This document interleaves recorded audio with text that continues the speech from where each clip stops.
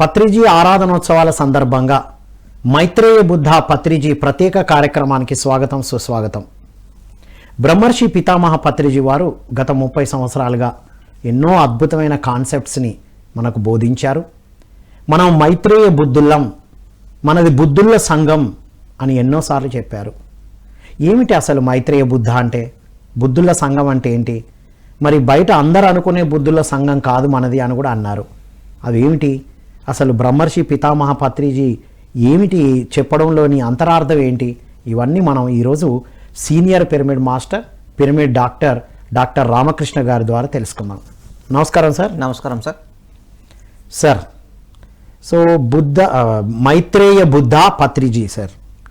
So మైత్రి అంటే ఏంటి సార్? ఫ్రెండ్షిప్ అంటే ఏంటి? రెండు ఒకటా వేరువేరా అంటారా? ఒకసారి పత్రి గారికి నా నమస్కారాలు, పాద నమస్కారాలు తెలియజేస్తున్నా. మీకు కూడా నా యొక్క హృదయపూర్వక నమస్కారాలు. మైత్రి బుద్ధ అంటే, మైత్రేయం అంటే మిత్రత్వం, ఫ్రెండ్షిప్. బుద్ధత్వం అంటే ఎరుక స్థితి. బుద్ధి గలవాడు అనుకోవచ్చు, బుద్ధి వికసించిన వాళ్ళు అనుకోవచ్చు, ఆధ్యాత్మిక బుద్ధి.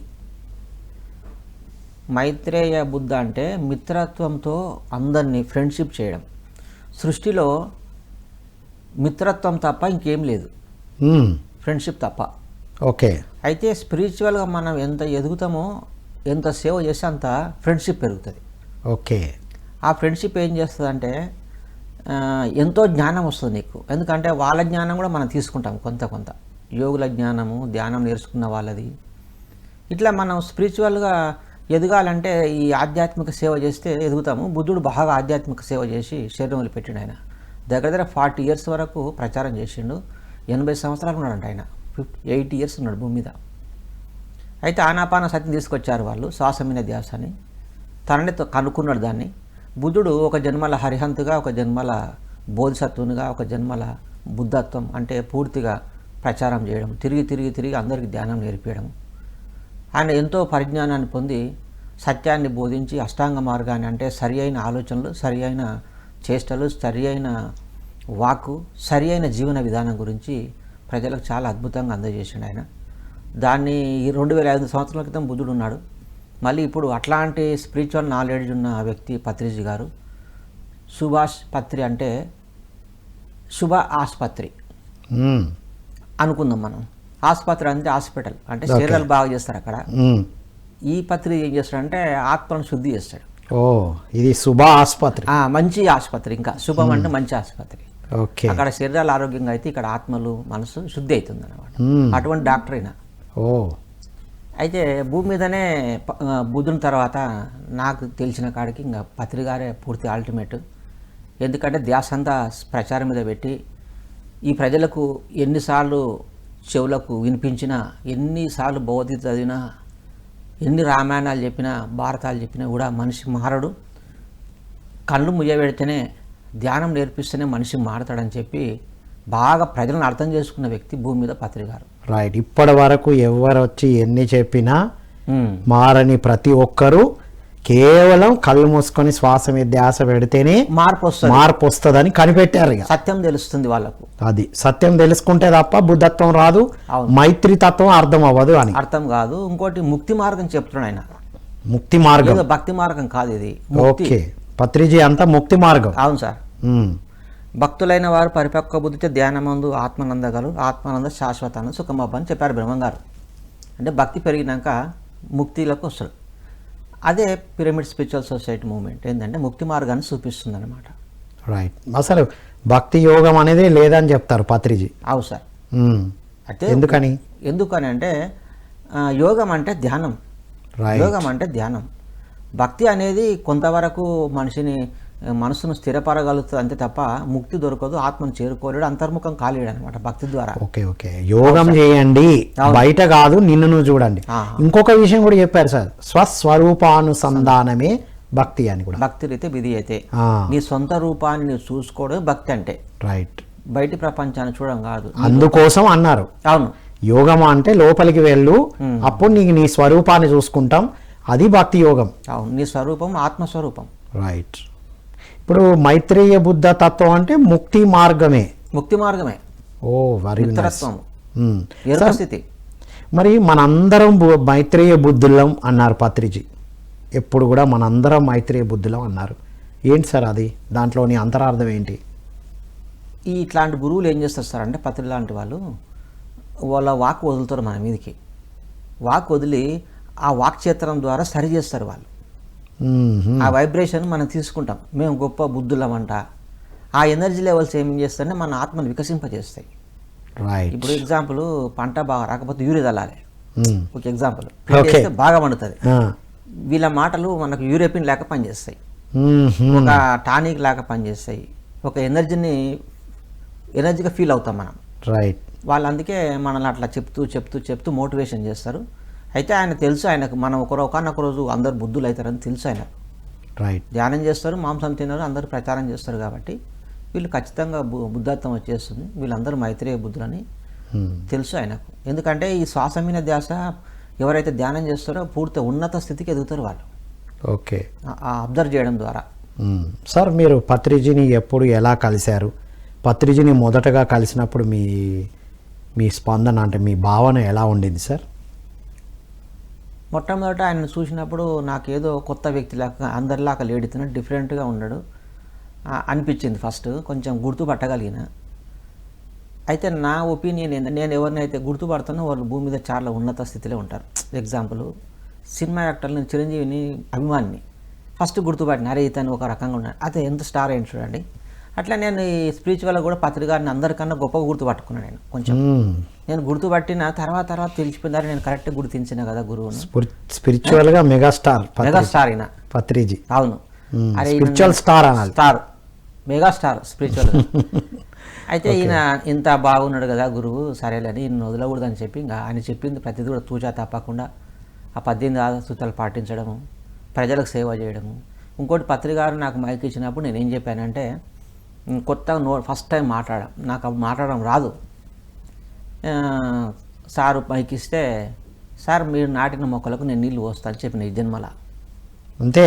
ఏందో నాకు అన్న అట్లా తను నాకు తర్వాత అర్థమైంది. అంటే ఈయన ధ్యానం చెప్తే సరిపోదు, మళ్ళీ వాళ్ళకు మనం వెంబడిపడి సార్ చెప్తూ పోతుంటే మన వాళ్ళకు కొంచెం ఇంకా మోటివేషన్ చేసి బుక్కులు చదవని చెప్పడము, సజ్జన సాంగత్యం చేయాలి. వల్ల వాటర్ ఒక చెట్టుకు నీళ్లు పోస్తేనే బతుకుతుంది. సార్ ఏమో విత్తనాలు వేసుకుంటూ వెళ్ళిపోతారు. అవును, మనం వెళ్ళి వాటర్ పోయాలి. మన అందరం వెళ్ళి మన అనుభవాలు చెప్పి వాళ్ళ మనం చదివిన పుస్తకం వల్ల బుక్స్ చదివించడం, పిరమిడ్ కట్టుకోని చెప్పడము, ర్యాలీలు చేపించడము. సారు ఒక దగ్గర ఉండడు కదా, సార్ ఒక సంవత్సరానికి ఒక ప్లేస్కి వెళ్తూ ఉంటారు. మనం ఎవ్రీ మంత్ మనం సీనియర్స్ అందరు వెళ్ళి ఆ నీళ్లు పోస్తూ ఉండాలి. అల్టిమేట్ సార్ ఇది పాయింట్. ఎందుకంటే ధ్యానం వదులుకుంటారు వాళ్ళు, అట్లా చేస్తేనే మాస్టర్లు అందరూ అదే చేస్తున్నారు ఇప్పుడు. ఎస్. పత్రిజీ చెప్పడమే కాదు, పత్రిజీ ద్వారా నేర్చుకున్న ప్రతి ఒక్కరూ ఆ స్థాయికి ఎదిగారని తెలుసుకోవడానికి అందరూ. కరెక్ట్. Wonderful sir. సార్, మరి ఇప్పుడు ఈ మైత్రీ తత్వము, మైత్రేయ బుద్ధ తత్వం గురించి మీరు అర్థం చేసుకున్న తర్వాత, మీరు ఒక డాక్టర్గా, అల్లోపతి డాక్టర్గా ఉండి ఇప్పుడు స్పిరిచువల్గా, ఆధ్యాత్మిక అంటే స్పిరిచువల్ డాక్టర్గా మీరు ట్రాన్స్ఫార్మ్ అయ్యారు కదా. అవును సార్. ఏంటి కారణం? పత్రిజీలో ఏమి మీకు స్ఫూర్తినిచ్చింది? మొట్టమొదటిది వెజిటేరియన్, అంటే శాకాహారమే తీసుకోవాలి మనిషి అని మాకు ఎవరు తెలియదు, మాకు అందరు పిరమిడ్ మాస్టర్లకు పత్రిసార్ ద్వారానే మేము అర్థం చేసుకున్నాం. తర్వాత ఒకటి ఇంకో సెకండ్ది ఏంటంటే, ధ్యానం అంటే తెలియదు మాకు, ఏ మాస్టర్ తెలియదు సార్ ధ్యానం అంటే. పత్రికారు వచ్చినాకనే ఇట్లా ఉంటుంది ధ్యానం అని మేము తెలుసుకోగలిగినాం. అది చాలా గొప్ప విషయం. రెండోది, పిరమిడ్లో ధ్యానం చేస్తే తొందరగా స్థితి కుదురుతుందని అది ఒకటి తెలుసుకోవడం. ఇంకోటి, ఆయన లోపల ఏంటంటే, ఎప్పుడు భూమండలాన్ని మార్చాలే, ఏ జంతువు చంపబడకూడదు, హింసించకూడదు అనే ఆలోచన అనేది చాలా గొప్ప విషయం. అది మామూలు వ్యక్తులకు రాస్తారు. అంటే ఒక డాక్టర్గా మీరే చెప్పేవారు కదా, అవును, ధ్యానంలోకి రాకమని చెప్పేవాళ్ళం. దానికి దీనికి వ్యత్యాసం ఏంటంటే, ధ్యానం చేయడమే. మెడిటేషన్ చేస్తే ఏమవుతుందంటే, మన నిజస్వరూపం బయటకు వస్తుంది. ఆలోచన లేని స్థితిలో అంతర్ముఖం అయినప్పుడు మనం ఫస్ట్ చేసిన కర్మలన్నీ చెడు కర్మలను చేయకుండా మంచి కర్మలు చేయబడతాం. ఆ నుంచి ఎప్పుడు ధ్యానంలో స్టార్ట్ అయినాక. రైట్. మరి నేను అంతకుముందు శరీరానికి వైద్యం చేసేవాడిని. ఇప్పుడు ఈ మనసులో చెత్త ఉంటుందని నాకు తెలియదు. ధ్యానం ద్వారా మైండ్లో ఉన్న చెత్త అంతా శుభ్రం చేసుకోవచ్చు మెడిటేషన్ ద్వారా. అదొకటి తెలుసుకున్నా. మనసును కంట్రోల్ చేయగలిగితే మనిషి చాలా గొప్పవాడవుతాడని తెలుసుకున్నాను నేను పత్రికారి ద్వారా. మనసును ఆపుకోగలగాలి మనసును ఆపుకోగలిగితే నీ లోపల ఉండే ఆ చైతన్యం నీకు అంత అర్థమైపోతుంది నీకు. రైట్, మనసే పెద్ద అడ్డంకి. మొత్తం అడ్డానికి మనసు ఉందన్నమాట. అది మనం తెలుసుకోవడం అనేది చాలా గొప్ప విషయం. రైట్, అంటే మీరు సాధనతో తెలుసుకున్నారు. అవును సార్. రే నేనే తినమని చెప్పిన నేనే ఇప్పుడు తినొద్దని చెప్తున్నారు మీరే. అవును. సో అంత వ్యత్యాసం వచ్చింది. అదే అందులోని నష్టాలు మీరు అనుభవపూర్వకంగా తెలుసుకున్నారు, సైంటిఫిక్గా మీరు తెలుసుకున్నారు. ఎస్, కరెక్ట్, 100% కరెక్ట్ మీరు చెప్పింది. రైట్. ఇప్పుడు రోగాలే పాపాలు అంటున్నారు, దీనికి బుద్ధత్వానికి ఏమైనా సంబంధం ఉందా సార్? రోగాలే పాపాలని శ్రీకృష్ణ వారు చెప్పారు, అది కరెక్ట్. అది మనిషి చెడు కర్మలు చేసినప్పుడు ఆ చెడు కర్మల తగ్గట్టు తనకు తానే ఒక జబ్బును ఒక ప్రాబ్లంను సృష్టించుకొని నేర్చుకుంటాడు దాని నుంచి. అందుకే శ్రీకృష్ణ వారు పాపమే రోగం అని చెప్పారు. బుద్ధుడు కూడా ఈ శాకారం గురించి, హింస గురించి చాలా అద్భుతంగా చెప్పాడు. అహింస మార్గాన్ని పాటించమని చెప్పాడు. అహింసను ఎప్పుడైతే మనం హింసను దూరం చేసుకుంటామో మన లోపల ప్రేమ, కరుణ, దయ పెరుగుతుంది మన హృదయంలో. లేకపోతే కఠినత్వం ఉంటుంది మాంసాహారం నుంచి. మాంసాహారము బంద్ చేయాలి అంటే ధ్యానం ద్వారా తప్ప దేని ద్వారా మానవుడు మాంసం బంద్ చేయలేడని నాకు నేను తెలుసుకున్న ప్రాక్టికల్గా. మీరు ఎన్నిసార్లు చెప్పండి, 1000 సార్లు చెప్పినా బంద్ చేయడు సార్. అప్పుడు బంద్ చేసి మళ్ళీ తింటాడు. ఇది నిజం సార్. నిజం సార్. ఎన్నో సంస్థల ద్వారా ఎంతో మంది చెప్పినప్పటికీ, అవును, ఇప్పుడు ఇక్కడ మనం పిరమిడ్ మాస్టర్లుగా కూడా ఎన్నో సంస్థల్లో విన్నాం ఈ టాపిక్. అవును, కానీ మార్పు రాలే. పత్రి సార్ దగ్గరికి రాగానే సార్ ఒక్కసారి సార్ ధ్యానం చేయించిన ఆ ఎనర్జీలో ఉండి అందరూ మానేశారు. ఆయన మాటలు, ఆయన చేష్టలు అనుకోండి, ఆయన ఆలోచన విధానము, ఆయన ఎనర్జీ, ఆయన లోపల ఏది ఉంటే అదే వాసన వస్తుంది సార్ బయటికి. మన లోపల మనం ఈరోజు గోంగూర తిన్నాం అనుకోండి, చెయ్యి గోంగూర వాసన వస్తుంది కదా, అదే పట్లనే వస్తుంది. పత్రిక లోపల ఈ శాకారము, మెడిటేషను, ఈ బుద్ధత్వం అనేది పూర్తి 100% ఉన్నది లోపల.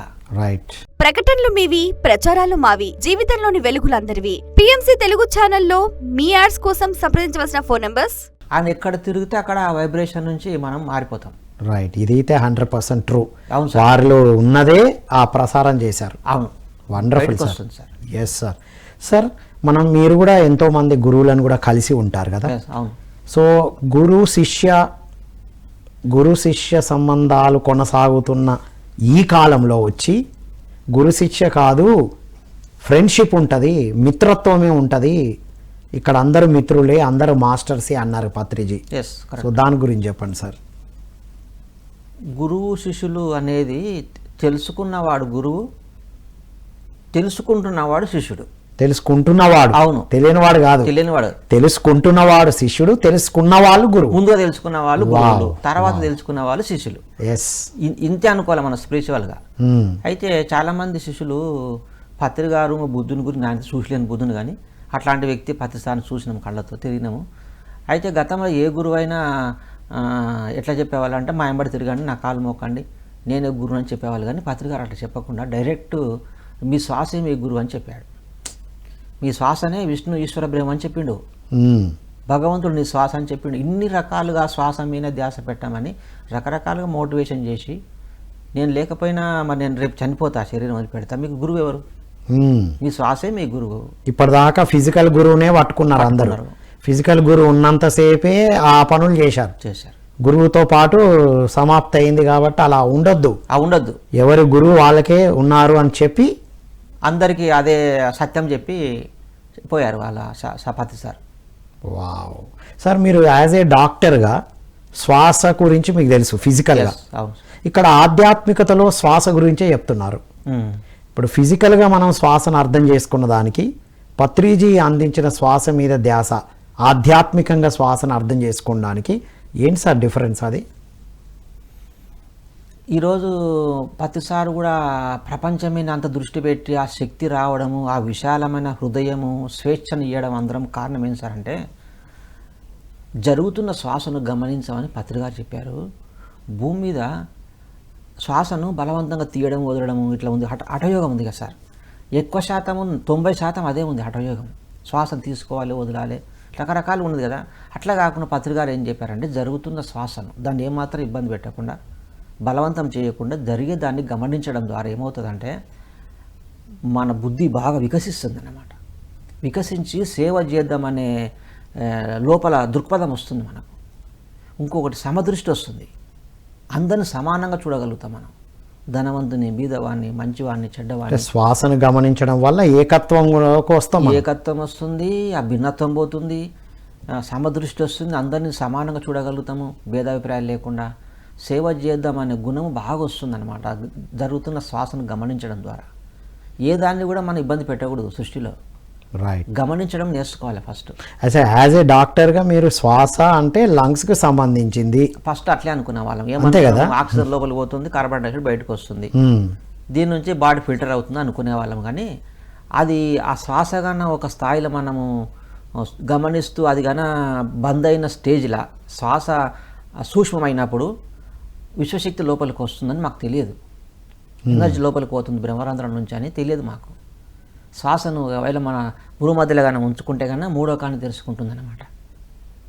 అంటే ధ్యానంలో ఆలోచన లేకుండా అవుతుంది, శ్వాసరహితం అంటే శ్వాస సూక్ష్మంలో ఉంటుందన్నమాట.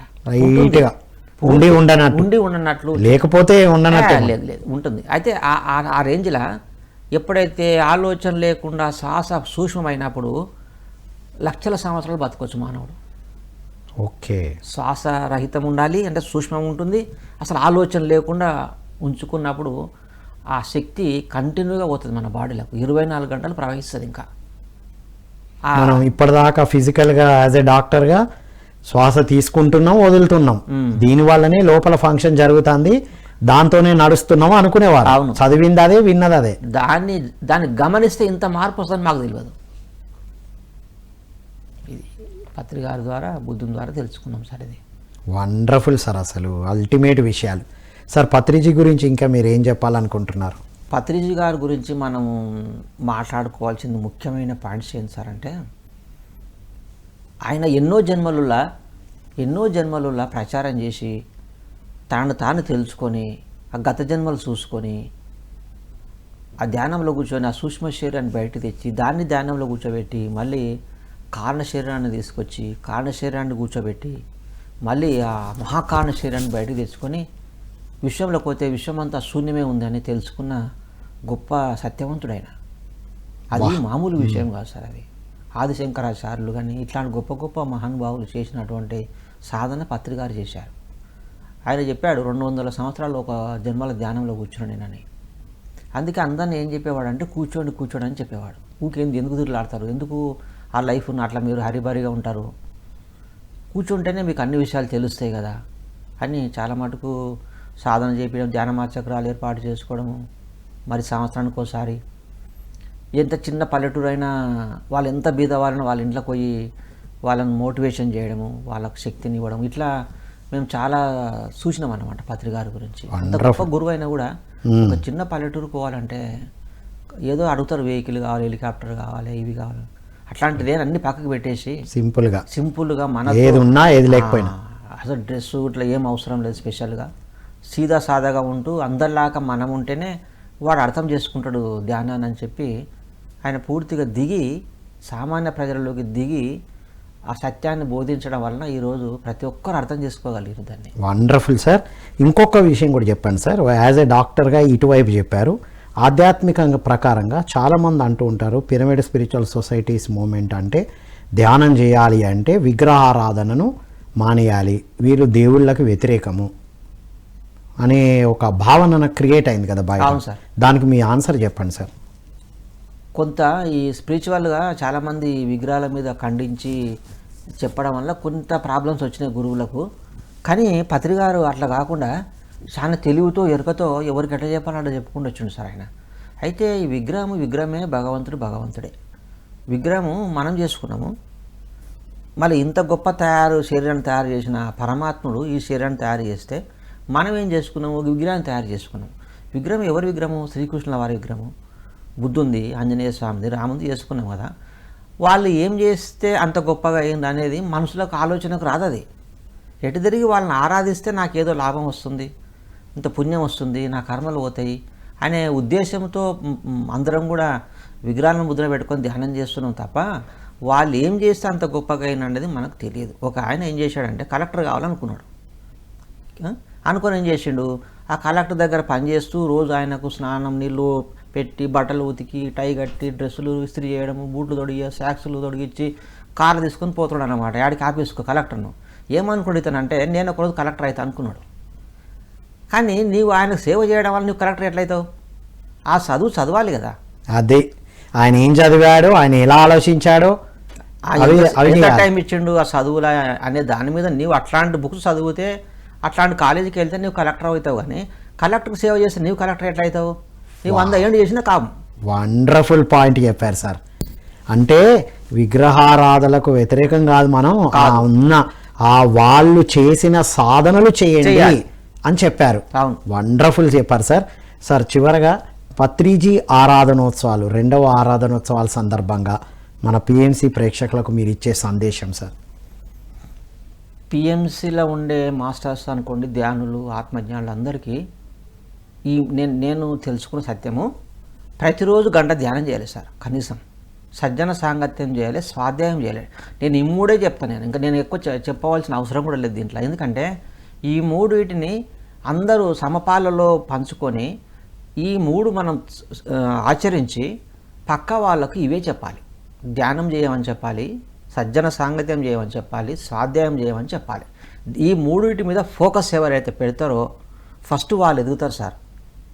ఆ మాస్టరు చాలా గొప్పగా ఎదుగుతాడు. పక్క వాళ్ళు కూడా అవి ఆచరిస్తే వాళ్ళు కూడా గొప్ప మాస్టర్లు అవుతారు. బుక్కులు చదవకపోతే సగం నాలెడ్జ్ వస్తుంది మనకు. సజ్జన సాంగత్యం చేయకపోతే నేనే చాలా బీదవాన్ని, నేనే రోగగ్రస్తుని, నేనే వేస్ట్ ఫెయిల్ అని అనుకుంటాడు. కానీ ఆ సజ్జన సాంగత్యం నీలాంటి వాళ్ళు ఎంతోమందికి రోగాలు వస్తున్నాయి, సమస్యలు వస్తున్నాయి, వాళ్ళ కష్ట సుఖాలు ఉన్నాయని నీకు తెలుస్తుంది. తెలిసినప్పుడు నీవు ఎట్లయితావు? సంతోషపడతావు. సంతోషం అంటే నీ లోపల నేను ఒక్కరిని అనుకున్నా కానీ అందరికీ ఉన్నాయి కదా ప్రాబ్లమ్స్ అనే సత్యం తెలుస్తుంది సజ్జన సాంగత్యంలో.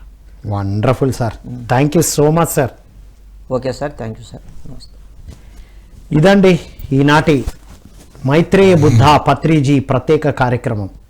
విన్నాం కదా, మైత్రి అంటే ఫ్రెండ్షిప్, జంతుజాలంతో కూడా ఫ్రెండ్షిప్ అని చెప్పారు పత్రిజీ. బుద్ధత్వము అంటే ముక్తి మార్గము, భక్తి మార్గము, భక్తి యోగము అంటే ఏంటి? యోగం అంటే ధ్యానం చేస్తే నీ రూపాన్ని, నీ స్వస్వరూపాన్ని చూసుకుంటావు. అందుకోసం భక్తి యోగం గురించి చెప్పారు పత్రిజీ. తర్వాత విగ్రహారాధన గురించి చెప్పారు. ఎవరిదైతే విగ్రహం ఉందో వారు ఏమి చేస్తే అంత గొప్పగా ఎదిగారో అది మనం సాధన చేసి వారు గొప్పగా ఎదగొచ్చు అనే అద్భుతమైన విషయాలు వారి ద్వారా అందించబడింది. ఒక డాక్టరు తనే ఇది తింటే బలం వస్తుందని చెప్పిన వ్యక్తే దాన్ని సైంటిఫిక్గా ఇవాళ చెప్తున్నారు. రైట్?